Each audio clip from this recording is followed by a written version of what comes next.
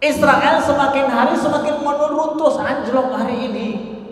Maka saudara kita sadar di Gaza itu mereka bersabar saja, memperlama masa ini kesabaran mereka, menang mereka. Menangnya bukan damai, Israelnya hancur.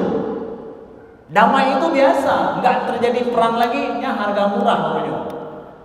Kalau hari ini Israel Gaza berhenti perang, nggak ada lagi terbang ini, itu murah sekali bagi saudara kita di Palestina. Apa juga yang mahal? Hancurnya Israel.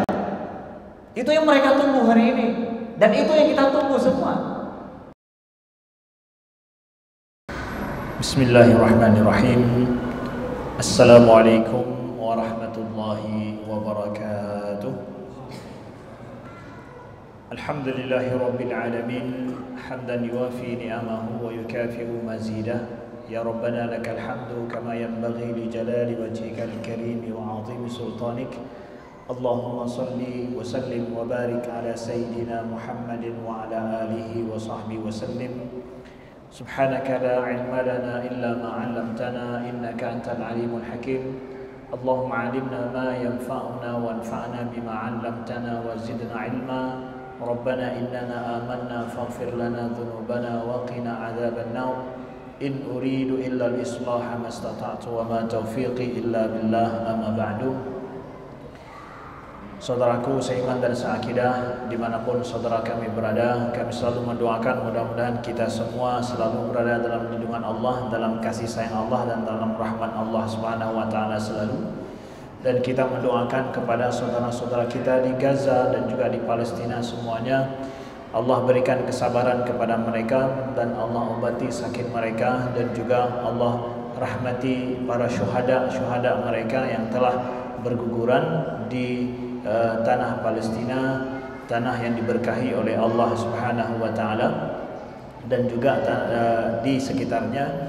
Allah berikan dengan segera mudah-mudahan kemenangan, Allah berikan dengan segera fathun kabir, ya. Allah bantu dan Allah tolong, ya, umatnya, bukan cuma di Gaza tapi juga di seluruh dunia. Saudaraku yang dimuliakan Allah, pada hari ini kita mengangkat topik khusus tentang masalah Palestina. Ya, sudah sampai 300 hari perjuangan saudara kita di Palestina dalam peperangan ini. Bukan perjuangan membebaskan Palestina, tetapi itu sudah dimulai sejak dari tahun, ya, sejak awal Israel ataupun Zionisme menduduki Palestina sejak tahun 20-an, itu sudah dimulai. Perang demi perang yang terjadi itu sudah mulai perjuangan pembebasan Palestina. Tapi yang kita sampaikan 300 hari adalah 300 hari perang Topan Aqsa yang kita semua menjadi saksi terhadap kejadian perang ini, dan kita semua hidup menyaksikan peperangan model terbaru yang belum pernah ada selama ini. Kita menyaksikan perang di abad milenial, perang di abad media sosial. Kita semua menyaksikannya, dan kita menjadi saksi babak baru model peperangan yang belum pernah terjadi dalam sejarah. Maka dari situ kami ingin kita semua mengetahui, ya, kemana arah dan apa peran kita dan apa tanggung jawab kita terhadap saudara kita di Palestina hari ini yang mereka melakukan perjuangan. Ada banyak pertanyaan yang muncul pada saat kita hari ini duduk berpangku tangan tidak berbuat apa-apa. Pada saat hari ini perang di Gaza, di Palestina secara umum itu tidak ketahuan kapan akan damainya, ya.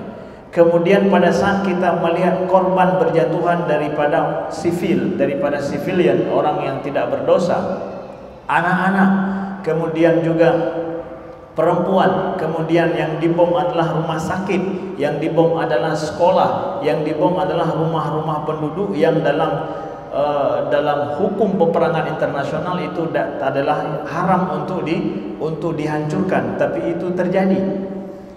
Melihat kepada negara-negara tetangga sekitar Palestina berpangku dan diam tidak berbuat apa-apa.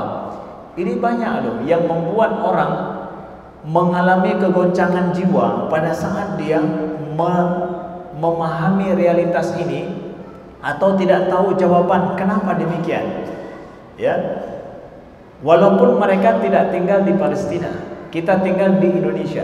Melihat kepada kita yang nggak tahu mau buat apa lagi, ini semakin bagi mereka yang punya hati, bagi mereka yang punya jiwa, ini adalah sesuatu yang sangat memilukan sekali. Maka dari sini kami ingin, saudaraku yang dimuliakan Allah, ya, kita ingin sedikit membahas, khususnya bagi anak-anak muda. Ustaz ingin sampaikan kepada kalian bagaimana kita ramai-ramai memahami permasalahan ini. Nah, saya ingin bacakan datanya dulu.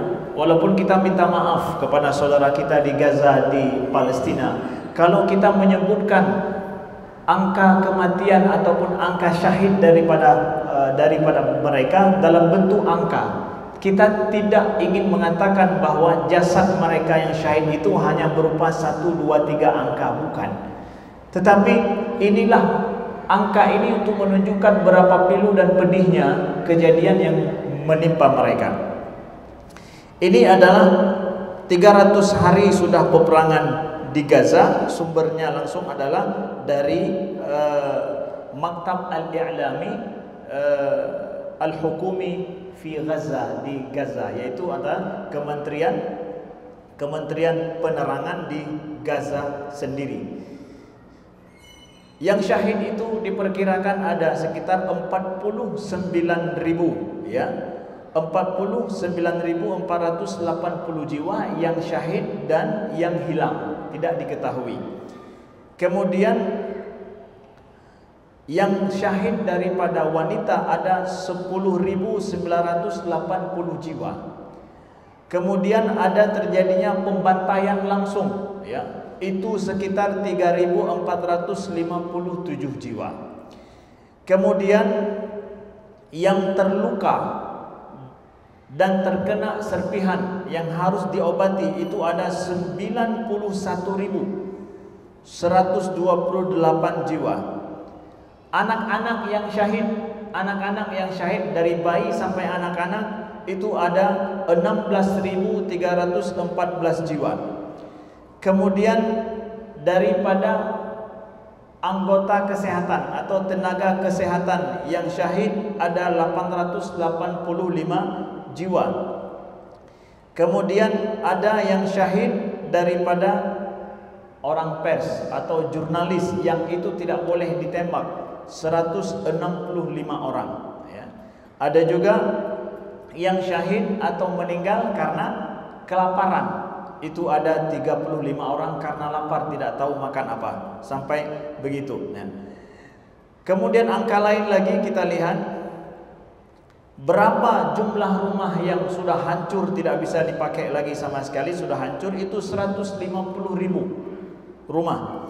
Kemudian rumah sakit yang hancur tidak boleh digunakan lagi, ada 34 rumah sakit di Gaza, ya.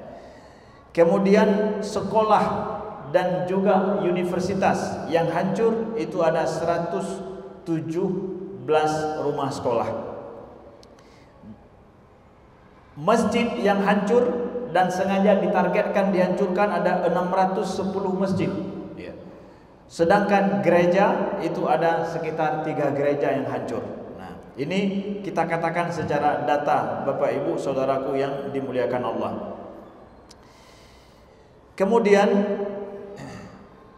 jumlah daripada saudara kita yang terserang penyakit yang parah. Saudara kita di Gaza terserang penyakit yang parah. Mereka tidak syahid, tapi terserang penyakit yang parah. Mereka mengalami penyakit saat ini. 1.737.524 orang yang terdata. Mereka terserang penyakit, berbagai macam model penyakit yang mereka derita, ya, dalam kondisi peperangan yang sangat memilukan ini. Kemudian anak-anak yang sakit dan meninggal gara-gara tidak cukup makanan yang mereka makan, 3.500 jiwa. Kemudian diperkirakan, ya, jumlah daripada orang yang harus mengungsi di Gaza sendiri mengungsi di Gaza, tidak mengungsi ke tempat luar. Di Gaza harus mengungsi daripada rumahnya, itu 2 juta orang. Itu yang setiap hari dibom di sini, pergi ke sana, dibom di sana, pergi ke sini. Mereka tidak bisa keluar dari tempat itu. Kemudian berapa jumlah daripada bom yang diperkirakan dijatuhkan oleh Israel untuk menghancurkan Palestina? Itu 82.000 ton, ya, 82.000 ton bom yang dijatuhkan oleh Israel untuk menghancurkan Palestina, Gaza yang kita lihat saksikan sekarang. Kami mohon maaf atas angka yang disebutkan. Bagi saudara kita di Gaza, Palestina, ya, menyebutkan angka walau 1 itu sulit bagi mereka, karena kami bukan angka, kata mereka. Kami adalah jiwa, bukan angka yang Anda tulis. Tetapi bagi kita yang jauh dari sana, tidak tahu bagaimana dahsyatnya kehancuran di Gaza kalau angka ini tidak kita lihat dan tidak kita dengar, tidak kita baca. Ini sangat mengerikan. Apa yang menjadikan berbeda perang di Gaza ini? Perang di Gaza adalah bukan perang antara 2 negara, tapi perang antara satu negara yang superpower dan kuat di Timur Tengah melawan kelompok militer yang kecil di sebuah daerah. Dan daerah ini daerah yang sudah diembargo bertahun-tahun lamanya, menjadi sebuah penjara yang terbesar di dunia. Menurut salah seorang daripada pembicara Uni Eropa sendiri yang bilang, spokesman atau juru bahasa daripada Uni Eropa sendiri. Sekarang katanya Gaza menjadi kuburan massal terbesar di dunia. Sebelum perang dia adalah penjara terbesar di dunia, penjara open air, ya. Sekarang menjadi kuburan terbesar di dunia. Rumah-rumah itu adalah kuburan, di bawahnya adalah mayat-mayat yang tidak bisa diselamatkan. Kuburan terbesar, kuburan massal terbesar di dunia. Kemudian yang bedanya apa lagi? Kalau perang terjadi, orang akan mengungsi ke tempat yang aman. Orang-orang yang tidak bersalah mengungsi ke tempat yang aman. Gaza tidak ada tempat yang aman, tidak ada tempat terbuka mereka keluar dari tempat mereka mencari tempat aman, tidak ada. Ditutup semua jalur. Mereka tidak mengungsi kemana-mana, tidak bisa mengungsi kemana-mana. Kemudian apa yang beda lagi? Bahwa makanan sampai minuman itu tidak diperbolehkan masuk ke tempat itu sampai hari ini. Kesusahan makanan, bahkan air minum, kesusahan bagi mereka. Itu tidak pernah terjadi dulu dalam perang-perang. Sampai perang Vietnam sekalipun melawan Amerika pada abad 20, itu mereka bebas mengakses air. Mereka bisa mengusahakan sendiri makanan dari mana. Gaza tidak demikian. Apa yang beda lagi yang harus kita paham? Sudah sampai berapa lama?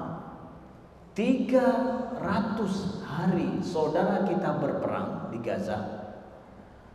Mereka tetap bertahan dengan kemampuan militer yang mereka miliki, yang kita tidak pernah tahu seperti apa kemampuan militer mereka. Dan saudara kita di Palestina yang mengungsi dan kena korban perang ini tetap bertahan dengan semangat iman mereka. Ini kita harus paham. Ini mukjizat luar biasa yang kita lihat. Tidak bergeming, tidak berubah semangat mereka dari awal perang sampai hari ini. Kita generasi muda hari ini, generasi milenial, atau yang disebut juga kadang dilabelkan kepada generasi Gen Z ini dengan strawberry generation, generation yang lembek, lemah gitu, yang gak tahan akan sedikit tantangan hidup. Kita harus paham bagaimana kondisi saudara kita di Gaza, seperti apa mereka sanggup bertahan sampai hari ini, dengan satu jawaban adalah keimanan yang mereka miliki. Mereka betul-betul sebuah generasi yang lahir dari sebuah tempat yang membuka mata kita semua. Kita harus belajar dari mereka. Nah, Saya ingin ceritakan sedikit bagaimana kita melihat ini semua. Ada para ulama sejarawan mengatakan kalau kita ingin membaca sejarah itu seperti kita membaca grafik bursa efek. Ya, grafik bursa efek.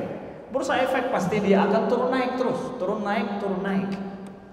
Dia tidak bisa bursa efek itu dibaca ketika turun naik dalam tempo waktu yang singkat atau tempo waktu beberapa hari, tidak bisa. Tapi dia harus dibaca dalam rentang waktu yang lama sekali, yang jauh untuk membaca. Sejarah juga begitu. Kita ingin melihat bagaimana ke depan yang akan terjadi, kita harus membaca kepada sejarah umat Islam yang jauh, ya, ratusan dan bahkan puluhan abad yang lalu. Untuk membaca melihat sejarah hari ini. Bagaimana kejadian grafik daripada sejarah umat Islam? Kita akan lihat pertama, saya hanya memberikan sebuah gambaran umum saja untuk kita memahami apa yang terjadi grafik penurunan saat ini.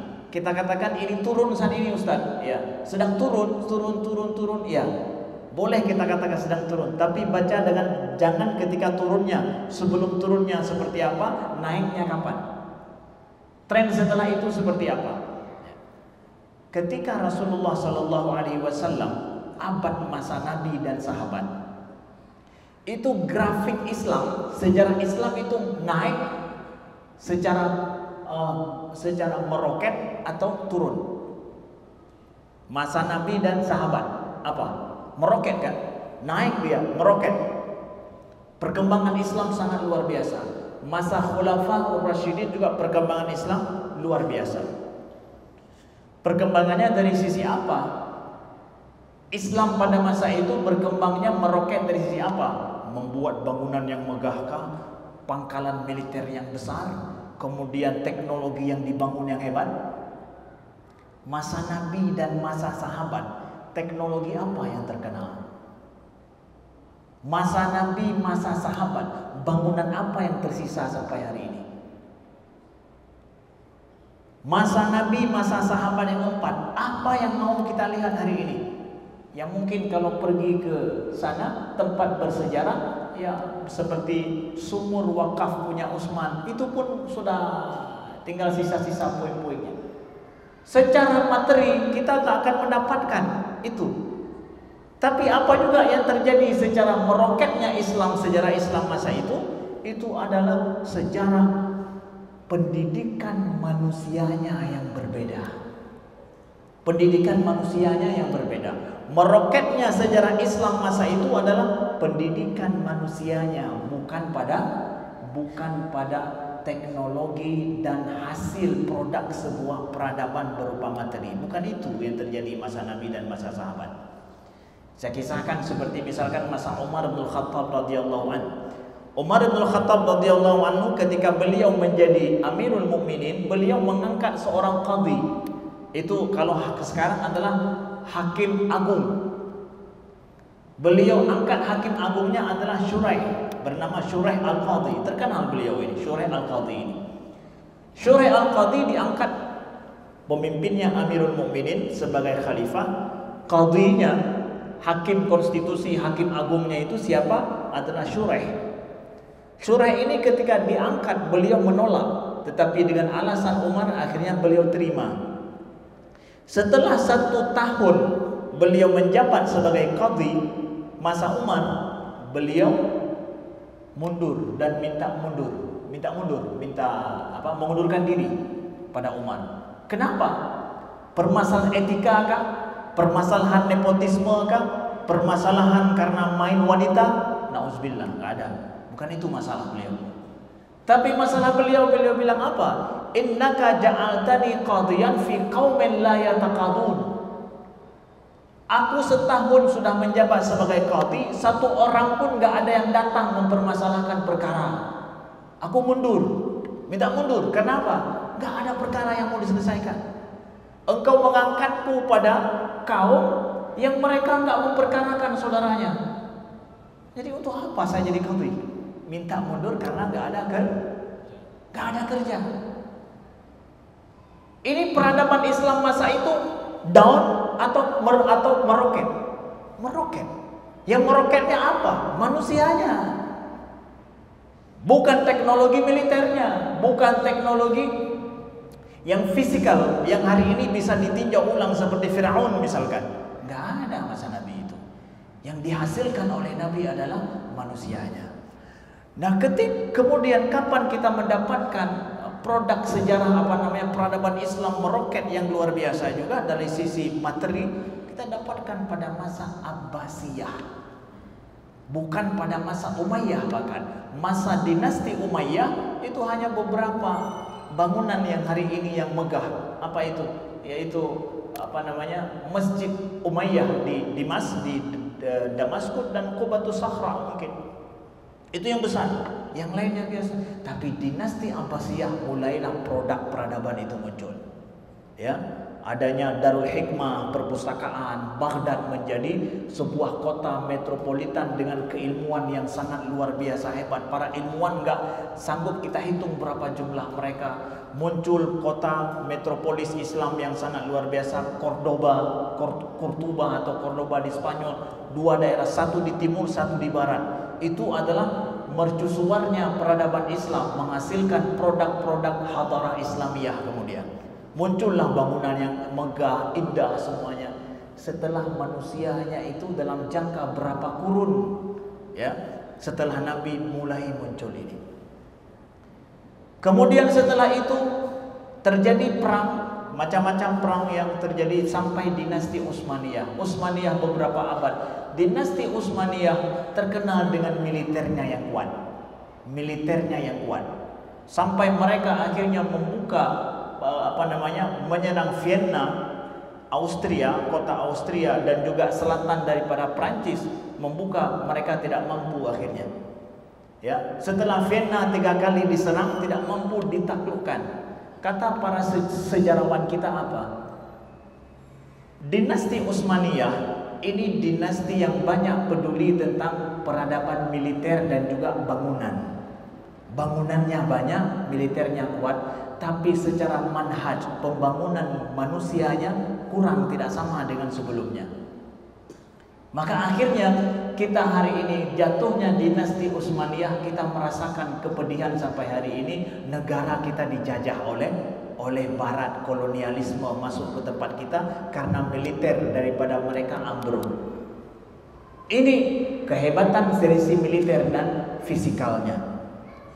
Kita hari ini kawan-kawan, kita berada terus menurun Islam.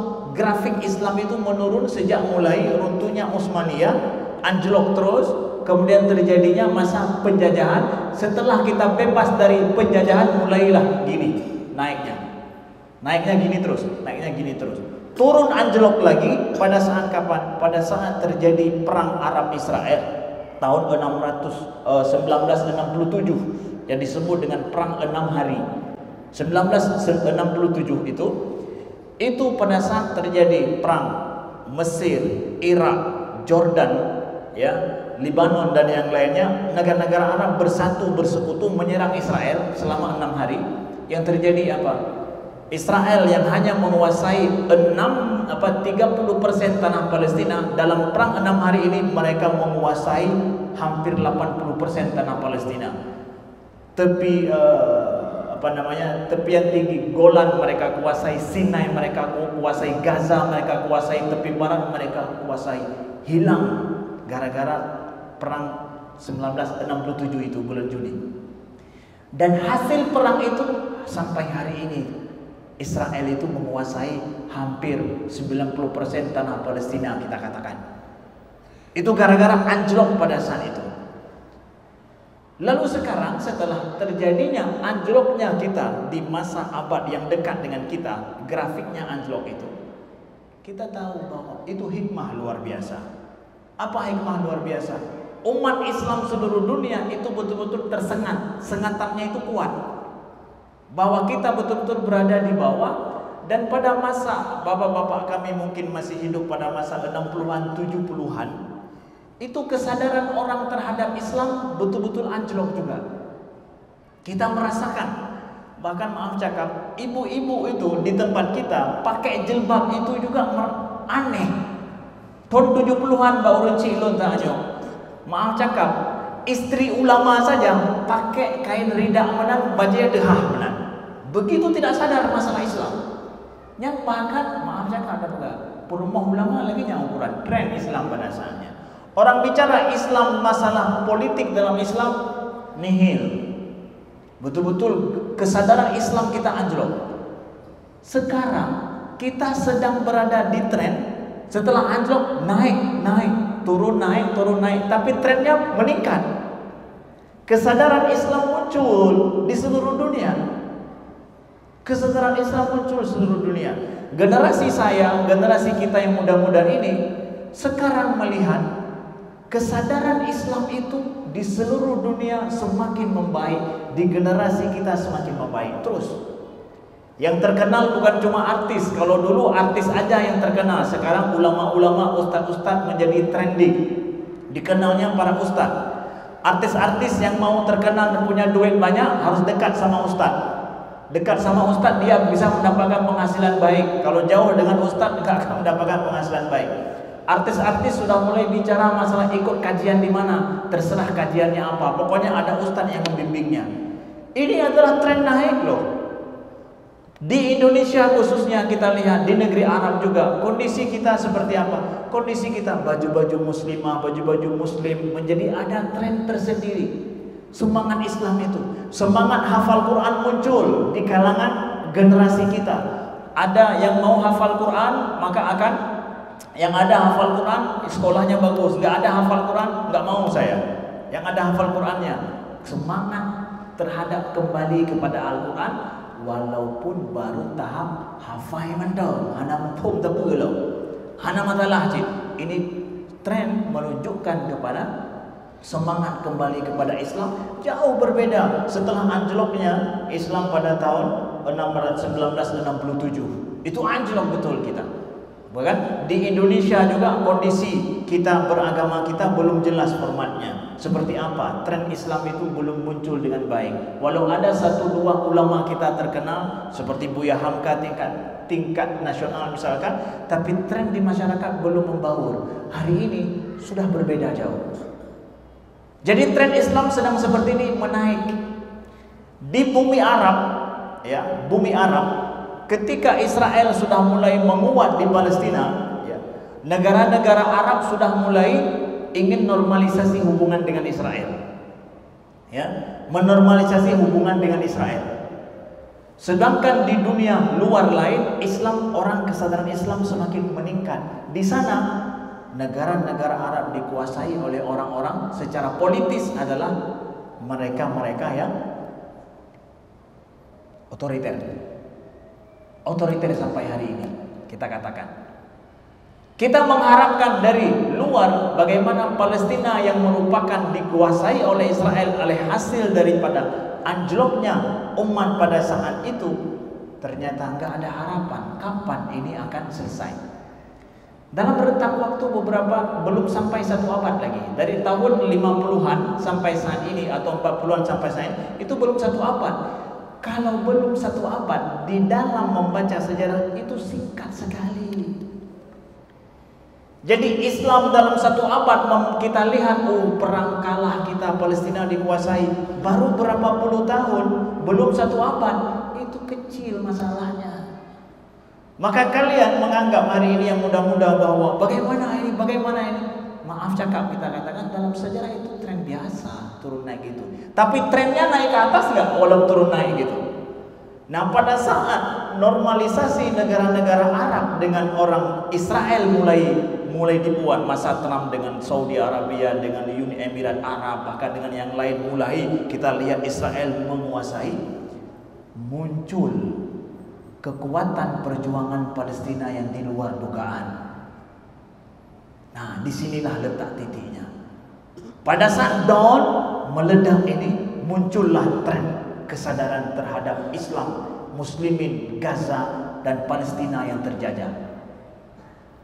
Nah tren hari ini kita buat apa ini dalam perang Gaza hari ini? Trennya menaik. Di saat sedang turun itu naik sekarang. Bukan turun ini. Ustaz, di mana kita bilang naik? Sedangkan yang Ustaz bacakan tadi itu, Ustaz bacakan angka-angka yang sangat memilukan itu. dalam perang dalam perang tahun 67 itu korban orang Islam itu ada 25.000 syahid. Orang Israel hanya 800. Bukan pada jumlah berapa yang wafat, berapa yang meninggal masalahnya, tetapi bagaimana kesadaran sekarang sedang muncul, sedang mulai tren di dunia. Ketika tahun setelah 67, kesadaran kembali kepada Islam mulai muncul. Oke. Setelah perang Gaza hari ini, kesadaran bukan orang Islam terhadap Islam, tapi kesadaran orang seluruh dunia terhadap hak orang muslimin di Palestina dan kezaliman yang terjadi sekarang mulai muncul. Ini harga besar daripada perjuangan saudara kita di Palestina sampai hari ini. Yang sadar bukan umat Islam saja tentang hak mereka yang terzalimi, tetapi dunia semuanya hari ini sadar hak orang Palestina. Kita tidak pernah mendapatkan kondisi pejuang Palestina semakin hari semakin didukung oleh dunia. Israel semakin hari semakin melemah. Siapa bilang hari ini Israel semakin hari semakin kuat? Sebelum perang Gaza itu kita membaca seakan-akan Israel semakin kuat dengan mereka buat normalisasi dengan diktator-diktator Arab. Saya katakan demikian, diktator-diktator Arab. Saya pernah tinggal di negeri Arab dan merasakan seperti apa mereka membiarkan Palestina pakai ridha ini masuk penjara kita tinggal di negara Arab. Mereka buat normalisasi, nggak ada harapan rasanya Palestina itu akan bebas. Jangankan harapan sama saudara dan tetangga, apalagi dunia. Tapi hari ini yang ingin membebaskan dunia itu bukan orang Arab, maaf cakap, tetapi orang seluruh dunia sadar dan paham hak daripada saudara kita. Pada saat Mahkamah Kriminal Internasional sudah mengatakan dalam keputusannya bahwa Israel tidak punya hak di tanah Palestina, itu keputusan luar biasa, nggak pernah terjadi dalam mimpi kita sebelum perang Gaza, nggak pernah terjadi. Kemudian melihat kondisi Israel semakin hari bukan semakin kuat, semakin lemah. Dari mana lemahnya Ustaz? Bukan korbannya, bukan pada korban Israel yang lemah. Yang kita lihat kalau jumlah korban Palestina lebih banyak daripada Israel, bukan korbannya, tapi apa juga yang lari tidak mau lagi untuk tinggal di Israel lebih banyak daripada korban orang saudara kita di Gaza. Tapi mereka nggak mau kasih tahu. Para analisis dan ahli-ahli dunia mengetahui itu. Jumlah daripada penduduk Israel yang gak mau balik lagi ke Israel mengungsi seluruh dunia lebih ramai dari korban saudara kita di Gaza. Itu korban besar bagi Israel. Kenapa? Mereka bukan penduduk asli. Kalau lari tidak aman, mereka gak akan balik lagi. Apalagi yang terjadi? Tentara-tentara Israel menolak, tidak mau untuk servis di militer setelah mereka servis sekali, menolak untuk balik lagi. Kan setelah perang dibawa misalkan 4 bulan, setelah itu tarik lagi, mereka ditarik diganti sama yang lain. Ini nih sekarang kekurangan militer mereka. Makanya kemarin mereka meminta kelompok Yahudi, Haridim namanya. Haridim ini kelompok yang sangat ortodok. Mereka nggak mau untuk masuk berkhidmah pada servis di militer, tapi dipaksa oleh pemerintah supaya mereka servis di militer. Padahal mereka dilindungi oleh undang-undang yang namanya kelompok ini nggak masuk militer Israel, tapi sekarang dipaksa masuk. Apa artinya itu? Kekurangan daripada tentara. Israel semakin hari semakin menuruntus, anjlok hari ini. Maka saudara kita sadar di Gaza itu mereka bersabar saja, memperlama masa ini kesabaran mereka, mereka menangnya bukan damai, Israelnya hancur. Damai itu biasa, nggak terjadi perang lagi, ya harga murah. Kalau hari ini Israel, Gaza berhenti perang, nggak ada lagi terbang ini, itu murah sekali bagi saudara kita di Palestina. Apa juga yang mahal? Hancurnya Israel. Itu yang mereka tunggu hari ini, dan itu yang kita tunggu semua. Maka umat ini sedang harapan besar sekarang. Kita sedang pada harapan besar. Ada sawah kesadaran besar terhadap Islam, stand-nya sedang naik. Maka kalian hari ini kawan-kawan, ya, ambil bagian daripada ini. Siapa yang nggak mau ngomong dengan Gaza, dia tidak hidup di zaman ini nih, nggak hidup masa ini. Yang hidupnya nggak pikir terhadap Gaza, dia nggak sedang mikir tentang umat hari ini.